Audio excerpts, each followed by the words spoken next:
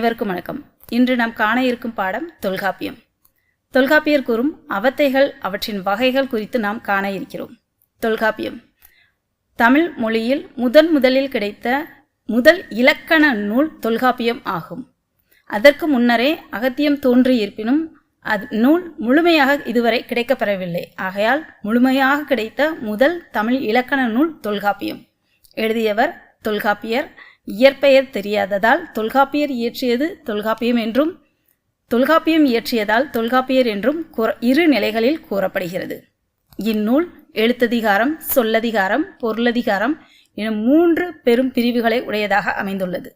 ஒவ்வொரு அதிகாரத்திலும் 9 இயல்களாக மொத்தம் 27 இயல்கள் இந்நூலில் உள்ளன. குறிப்பாக பொருளியலில் பொருளதிகாரத்தில் மெய்ப்பாட்டியல் எனும் ஒரு இயல் அமைந்துள்ளது. அவ்வியலில் தொல்காப்பியர் தலைவிக்கு, அதாவது மகளிருக்கு தோன்றக்கூடிய அவத்தைகள் எனப்படும் மெய்ப்பாடுகள் பற்றி மிக அழகாக, விரிவாக, நுணுக்கமாக கூறியுள்ளார். அவத்தை என்ற சொல்லால் உரையாசிரியர் குறிப்பிடுகின்றனர். இந்த மெய்ப்பாடுகளை தொல்காப்பியர் வினய நிமித்தம் என்று ஆரம்பிக்கும் நூற்பாவளி நமக்கு விளக்குகிறார். தலைவன் தலைவியை பார்க்கும்போது தலைவியிடம் தோன்றும் மெய்ப்பாடுகளையே இந்த அவத்தைகள் என்று நாம் குறிக்கின்றோம். தொல்காப்பியம் 10 அவத்தைகளை குறிப்பிடுகிறது. முதல் 6 அவத்தைகள் அன்பின் 5திணைக்குரியது. 7ஆம் அவத்தை பெருந்திணைக்கும், 8ஆம் அவத்தை உன்மத்தம் என்றும், 9ஆம் அவத்தை மயக்கம் என்றும், 10ஆம் அவத்தை சாக்காடு என்றும் கூற முடிகிறது. முதல் அவத்தை புகுமுகம் புரிதல், பொறிநுதல் வியர்த்தல், நகுநயம் மறைத்தல், சிதைவு பிறர்க்கு இன்மை. ஒவ்வொரு அவத்தையிலும் 4 விதமான உணர்வு நிலைப்பாடுகள் கூறப்படுகின்றன. இதில் புகுமுகம் புரிதல் என்பது தலைவன் பார்ப்பதை தலைவி விரும்புகிறதை குறிக்கின்றது. பொறிநுதல் வியர்த்தல் என்பது அவளது நெற்றி வியர்ப்பதை குறிக்கின்றது.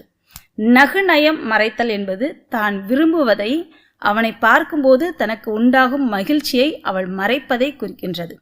சிதைவு பிறர்க்கு இன்மை என்பது மற்றவர்களை பற்றி எண்ணாமை, அதாவது தலைவன் தன் மனதில் வந்த பின்னால் தலைவிக்கு பிறரை பற்றிய சிந்தனையே இல்லாமல் போவதை, அவளுடைய முகம் வெளிப்படுத்துவதை தொல்காப்பியர் மிக அழகாக கூறியுள்ளார். அடுத்ததாக 2ஆம் அவத்தையில் 4 நிலைகள். கூளை விரித்தல், காது ஒன்று களைதல், ஊழ் அணி தைவரல், உடைபெயர்த்து உடுத்தல். இந்நான்குமே தலைவிக்கு ஏற்படுகின்ற அல்லது தலைவி நிகழ்த்துகின்ற தன் உள்ளத்தில் ஏற்படுகின்ற உணர்வுகளை அவள் எவ்வாறு உடல் மூலமாக அல்லது தான் அணிந்துள்ள ஆடைகள் மூலமாக, அணிகலன்கள் மூலமாக வெளிப்படுத்துகிறாள் என்பதை குறிப்பிடுகின்றது. கூளை விரித்தல் என்பது தன்னுடைய கூந்தலை அவள் என்ன செய்கின்றாள் என்றால் விரித்து போடுகின்ற ஒரு நிலை. நன்றாக பின்னப்பட்டுள்ள கூந்தலை அவள் விரித்து விட்டு, அதாவது தன்னுடைய தலைவன் தன்னை கவனிக்க வேண்டும் என்பதற்காக அவள் செய்கின்ற செய்முறைகள் ஒன்றாக அந்த கூளை விரித்தல், தலைமுடியை விரித்து போடுதல் என்ற நிலையை கூறுகிறார். அடுத்ததாக காது ஒன்று களைதல். அவளுடைய அழகிய அந்த காதுகளில் அவள் என்ன செய்கின்றாள் என்றால் அணிகலன்களை அணிந்திருக்கிறாள். அவற்றில் ஒன்றை கலற்றி மாற்றுவது போல அவள் நிற்கக்கூடிய நிலையை காது ஒன்று களைதல் என்பதன் மூலமாக தொல்காப்பியர் குறிப்பிடுகின்றார். அடுத்ததாக ஊழணி தைவரல். அவள் அணிந்திருக்கக்கூடிய அணிகலன்களை தடவி பார்த்து கொள்ளுதல். அதாவது நாம் எப்போவுமே என்ன செய்வோம் பொதுவாக அப்படின்னு சொன்னால், ஒருத்தர் தன்னை கவனிக்கணும் அப்படின்னு சொன்னால் நாம் ஏதாவது ஒரு அதாவது உடலில் புறத்தில் ஏதாவது ஒன்றை செய்து கொண்டே இருப்போம். ஏதாவது கையை தூக்குவோம், அல்லது ஏதாவது அந்த பக்கம் இந்த பக்கம் நம்முடைய தலையை திருப்புவோம். ஏதாவது ஒரு விதத்தில் அவர்கள் நம்மை பார்க்கும்படியாக நாம் செய்வோம் இல்லையா? அந்த நிகழ்வுகளை தொல்காப்பியர் தலைவியின் செயல்பாடுகள் மூலமாக எடுத்து கூறுகிறார். அடுத்ததாக உடைபெயர்த்து உடுத்தல்.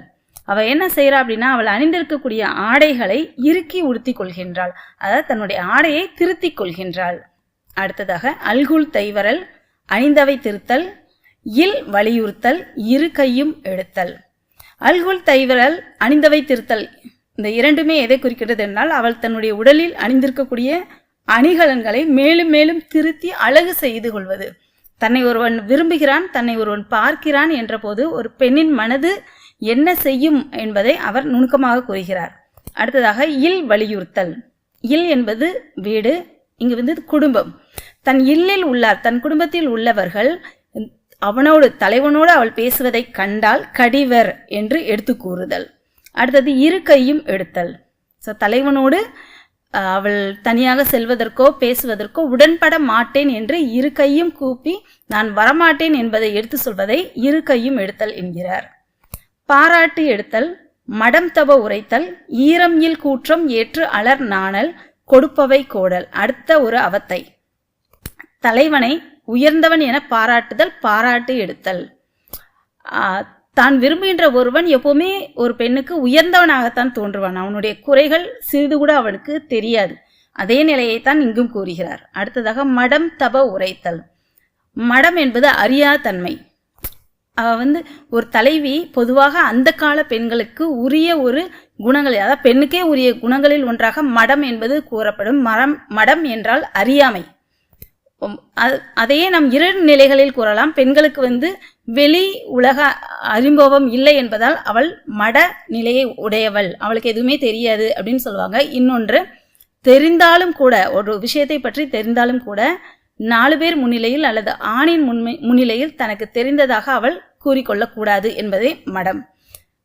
இங்கு அவள் தனது அறியாமையை விட்டு மடத்தன்மையை விட்டு அவனுடன் நன்றாக பேசுவதையே மடம் தவ உரைத்தல் என்கிறார். அடுத்ததாக ஈரம் இல் கூற்றம் ஏற்று அலர் நாணல். தலைவி தலைவனோடு பேசி பழகக்கூடிய அந்த நிகழ்வுகளை, செய்தியை பிறர் அறிந்தால் என்ன ஆகும் அப்படிங்கிறத ஈரம் இல் கூற்றம். கூற்றம் என்பது பொதுவாக யமன் என்று சொல்வோம். இங்கு கூற்றம் என்பது சுற்றத்தார். அவங்க கொஞ்சம் கூட இரக்கமே இல்லாமல் பேசுவதால் கூற்றம் அப்படின்னு சொல்றாரு தொல்காப்பியர். ஏற்று அலர் நாணல், அவங்களாம் ஏதாவது பேசுவாங்க, அலர் பேசுவாங்க, அலர் தூற்றுவார்கள் என்று எண்ணி நாணுதல். அடுத்தது கொடுப்பவை கோடல். தலைவன் தனக்காக கொண்டு வந்து தரக்கூடிய பரிசுகளை, அன்பளிப்புகளை அவள் ஏற்றுக்கொள்ளுதல். இது எல்லாமே என்ன அப்படின்னு சொன்னோன்னா, இந்த உணர்வுகள் எல்லாத்தையும் அவள் காட்டும் போது அவளுக்கு அவன் மீது விருப்பம் இருக்கிறது என்பதையே இது காட்டுகிறது. அடுத்த அவத்தை, தெரிந்து உடம்படுதல், திளைப்பு வினை மறுத்தல், கரந்திடத்து ஒளிதல், கண்டவழி உவத்தல். உவத்தல் என்பது மகிழ்தல். தெரிந்து உடம்படுதல், எப்போவுமே பெண்களுக்கு ஒரு அச்சம் இருக்கும் அப்படிங்கிறதான் நம்ம காலங்காலமாக பேசிகிட்டே இருக்கிறாங்க. பெண் என்றாலே முதல்ல சொல்லக்கூடிய ஒன்றே அச்சம் மடம் நாணம் பயிர்ப்புல அச்சத்தை தான் வைக்கிறாங்க இல்லையா. அந்த அச்சம் இருக்கணும் அப்படிங்கிறது. அந்த அச்சம் எதற்காகனா, எந்த ஒரு இடத்திலும் நம்ம தாழ்ந்து போயிடக்கூடாது, யாரிடம் ஏமாந்து விடக்கூடாது என்பதற்காக சொல்லப்படுவது. ஆக தெரிந்து உடன்படுதல் அப்படிங்கும்போது தலைவனை பற்றி தெரியாமல் அவனோடு பழகி விடாமல் என்ன செய்யணும், தெரிந்து உடன்படுதல் இருக்கணும் அப்படிங்கிறதுக்காக தான் இங்குமே தலைவி என்ன செய்யறான்னா, தலைவனை பற்றி முழுமையாக தெரிந்து கொண்ட பின்பே அவனோடு பேசி பழகுகிறாள். அடுத்தது திளைப்பு வினை மறுத்தல். திளைப்பு வினை மறுத்தல், திளைப்பு என்பது மகிழ்ச்சி, அவனோடு கூடி இருத்தலை அவள் மறுக்கின்றாள். கரந்திடத்து ஒளிதல், ஒருவேளை அவன் கொஞ்சம் நேரம் சென்று குறியிடத்திற்கு வரையான் அப்படின்னு சொன்னா, அவன் வருவதற்கு முன்பாகவே தலைவி என்ன செய்கின்றாள் அப்படின்னா, ஏதாவது ஓரிடம் சென்று ஒளிந்து கொள்கின்றாள். அவன் நம்மை தேடி வரட்டும் அப்படிங்கிறது, அதிலும் அவளுக்கு ஒரு மகிழ்ச்சி. அதுதான் கரந்திடத்து ஒளிதல். அதுக்கப்புறம் என்ன நடக்குதுன்னா, கண்டவழி உவத்தல். ஒருவேளை அவ ஒளிந்து நிற்கின்ற நிலையை தலைவன் கண்டுகொண்டு அவளை கண்டுபிடித்து விட்டால் அந்த நேரத்தில் அவள் மகிழ்தல், உவத்தல் மகிழ்தல். அடுத்த அவத்தை, புறம் செய்ய சிதைதல், புலம்பி தோன்றல், கலங்கி மொழிதல், கையறவு உரைத்தல்.